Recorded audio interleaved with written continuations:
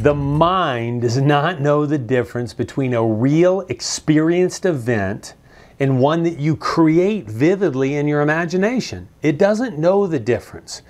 And when you can start to run through those neural pathways and create a pathway because you've got this visual image, you start to, like a record player, that needle on the record, you start to groove a pattern.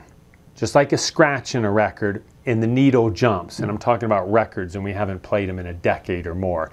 But you get the concept, and your neural pathways are that way. So what's critical is when you read your affirmations, you've got this visual picture of what's going on. But to really ingrain that picture, you've got to anchor it. And this is an important process of writing affirmations.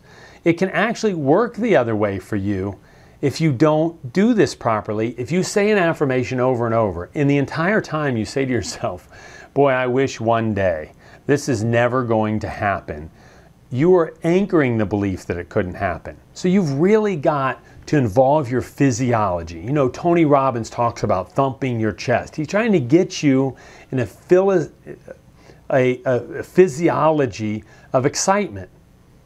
Do you remember where you were for 9/11? Where you stood, who you talked to, when you first found out? Yes, you probably remember that like most people I ask, but do you know what you had for breakfast the morning before? The answer is no, because it wasn't emotional. You will remember things in an emotional state. So here's what you do. Remember some things in your life that were positive and emotional. When you won a game, you got married, the birth of your first child, anything that just really brought emotions to your life. Link to that, connect to that visual image as you read your new statement. When you read that affirmation statement, get into that physiology, feel it, and you'll ingrain it. Now this is a much, much deeper topic, but hopefully you've got an idea, and let's start down that road.